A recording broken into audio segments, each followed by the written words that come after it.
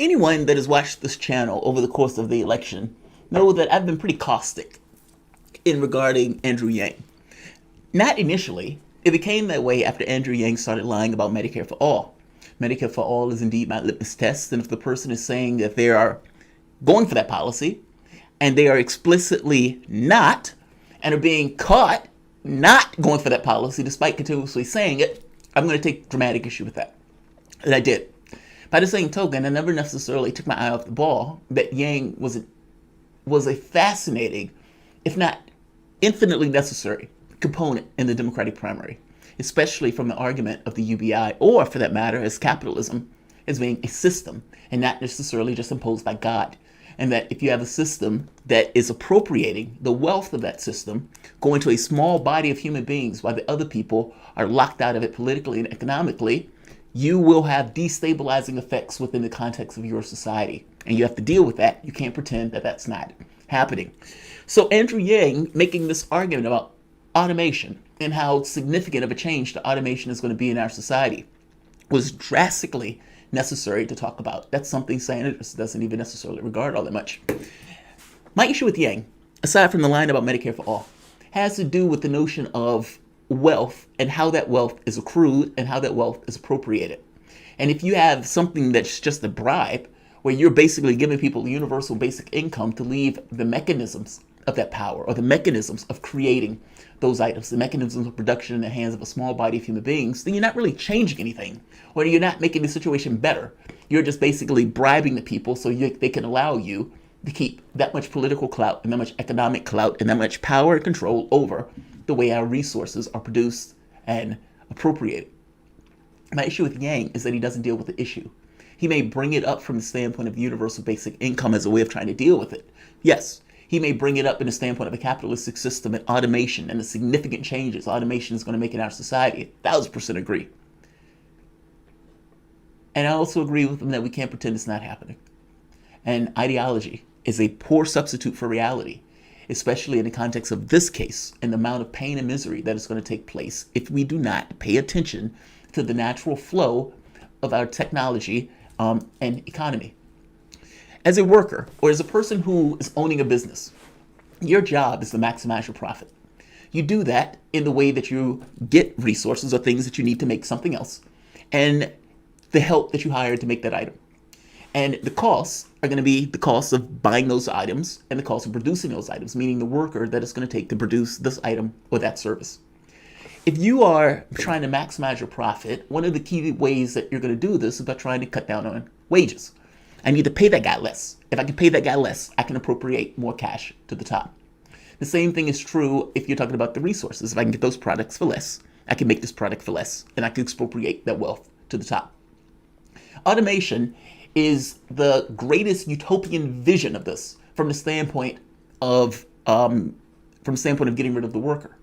If you can have a system where instead of you having to pay a person, that person get blue, that person gets tired, that person has certain conditions that they can't necessarily work in that may be hazardous to their health. You may have a health emergency like the one you have now that shuts down your job. So if your objective was I need to maximize my profit and I can put a robot in to do that job longer, harder, cheaper, then every incentive in the world is for you to do that. It is not your concern that the worker no longer has a job and that that person no longer has the ends to pay for your product. The capitalists would just assume that guy will find a job somewhere else and my profit has just gone up. The same thing is true if you're talking about products abroad, meaning I could buy this product from the United States, so I could buy this product from somewhere else and I can make it for cheaper. All the capitalistic incentive in this is to cut costs, and it just so happens that workers is intrinsic to that cost. If you could put a robot in to do that job, especially if that robot starts to get cheaper and cheaper to produce, or for that matter, the wages of the workers go up, then it incentivizes you to put a robot in that spot. If I had to pay somebody $15 an hour working at McDonald's, meaning let's say some person owned the McDonald's, and you could put a burger flipping robot in for a nickel less, you do it. Because over the course of 5, 10, 15 years, that robot is going to become more efficient, your profits are going to go up that much higher, and the worker had gotten more expensive than the robot itself.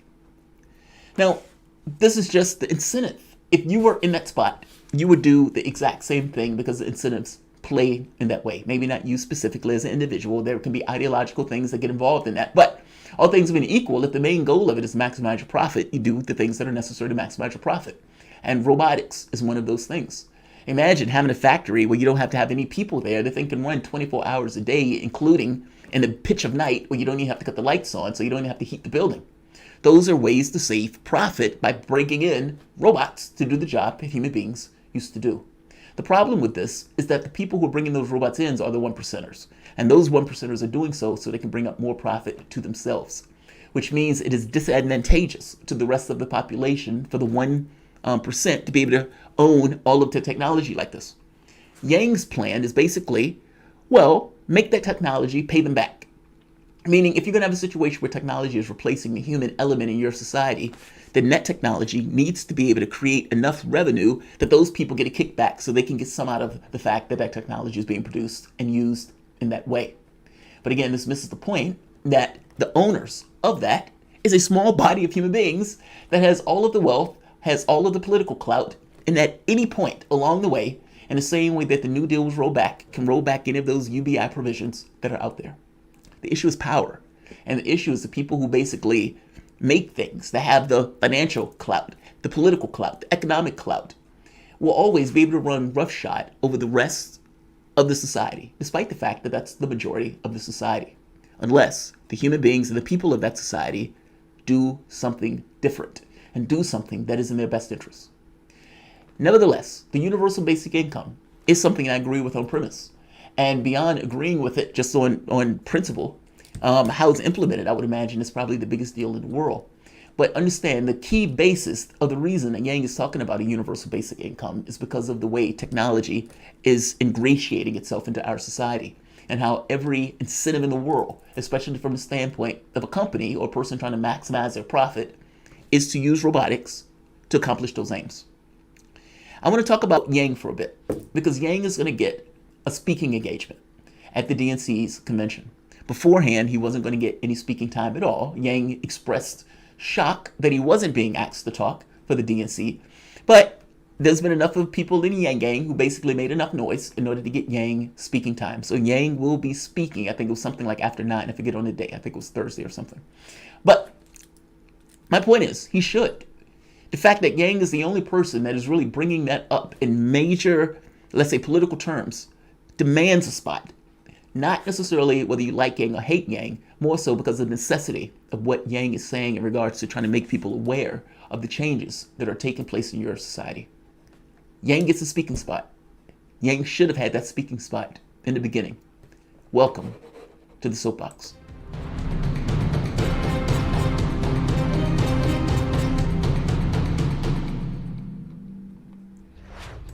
My name is Jamarl Thomas. This is the Progressive Soapbox. Guys, if you dig this content, please like, share, and subscribe. You can always support this content through PayPal or Patreon.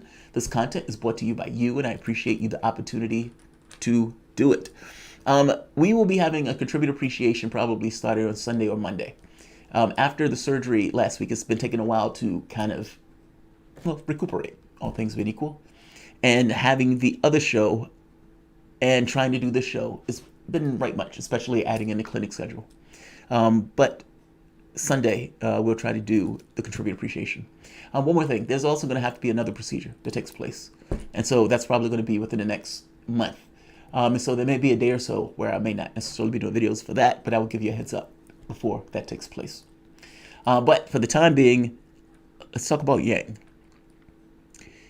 If I owned, I don't know, a company of something, whatever the company is, and better yet, let's do a real world scenario.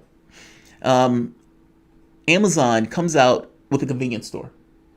And in that convenience store, one of the key attributes of it is that you walk in and it identifies whatever you're basically walking out with as you go through various scanners in order to automatically charge a card for the item. You don't need anybody in the store other than maybe a security guard. Think of the same way for grocery stores and the way they started adding in the automated counters where you yourself can go in and do the checkouts. That way you don't have to go into a line, you can actually go into your own checkout counter. Eventually, there are going to be less and less cashiers as that system becomes that much more evolved and people become that much more accustomed to it. The same thing is true with those stores in and of themselves. After COVID-19, many of the people started buying their products over online. My wife, who was an avid Amazon shopper, changed that over also to groceries so she wouldn't necessarily have to go out to the stores. A lot of people have. It's the reason why Jeff Bezos is expected to be a trillionaire in the next 6 years. That means that even those stores with the checkout counters that have been arranged are also being automated out of existence, just through the ebb and flow, or the ebb of technology in the way that in the direction that it goes.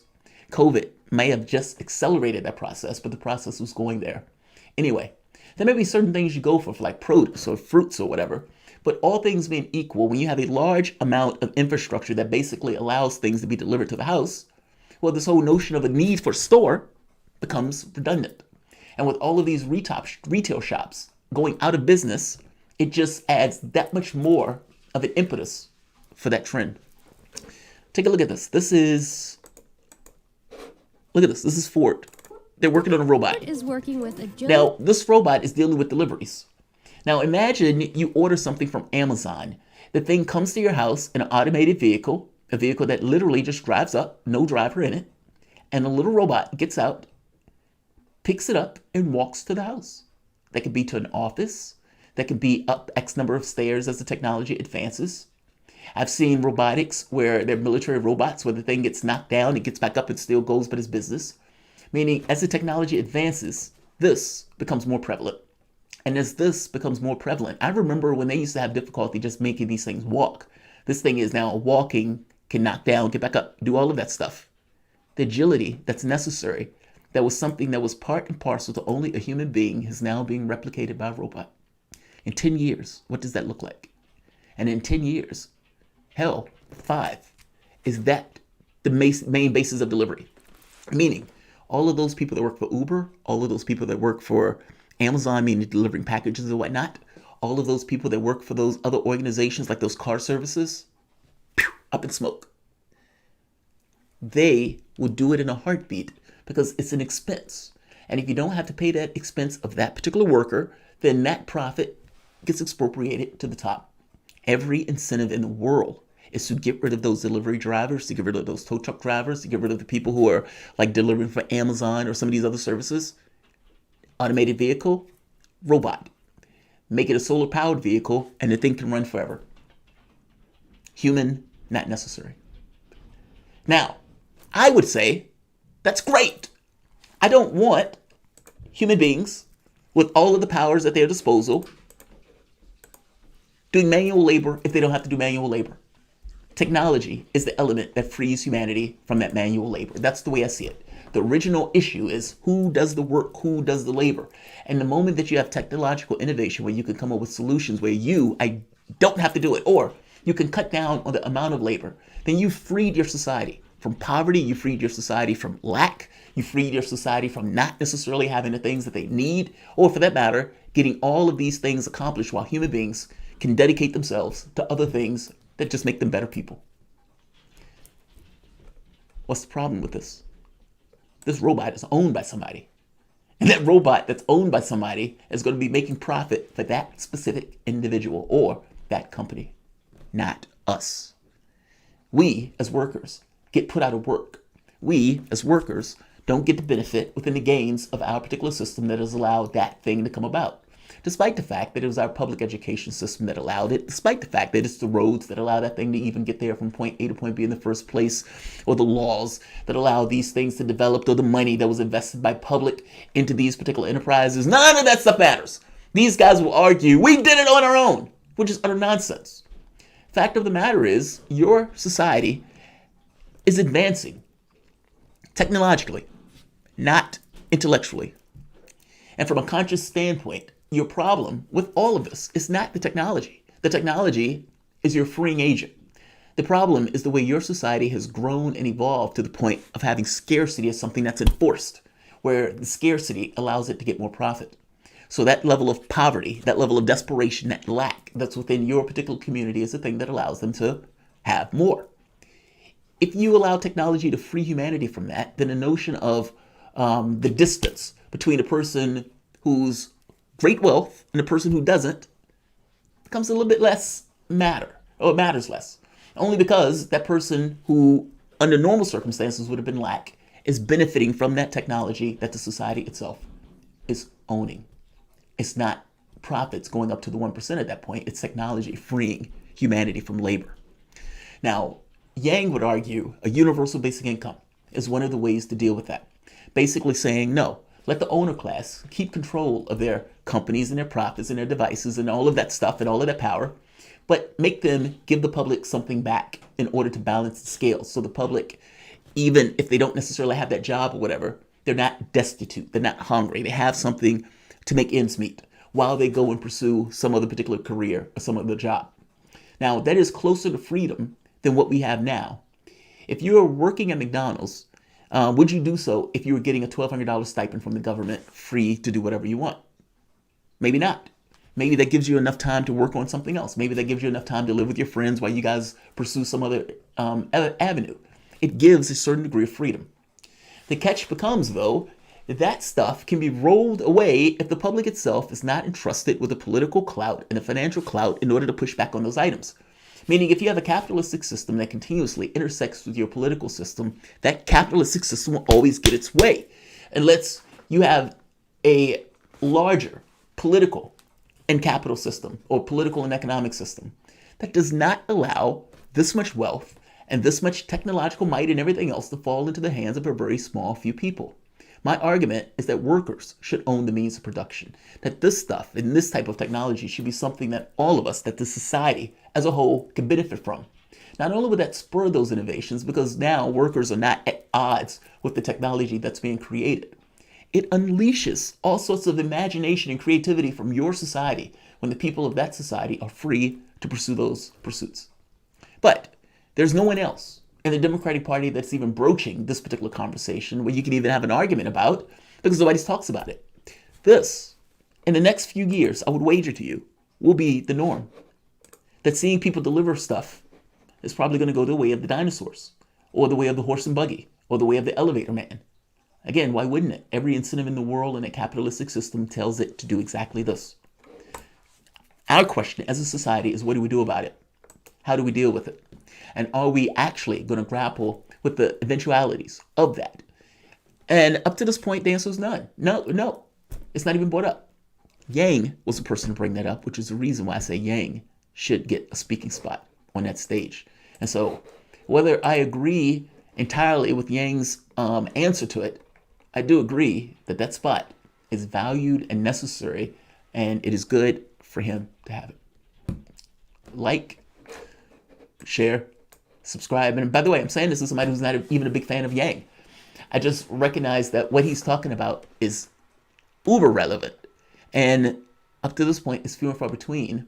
I don't think any of the other candidates even brought that up as one of the major issues that our economy is going to deal with, especially after COVID-19.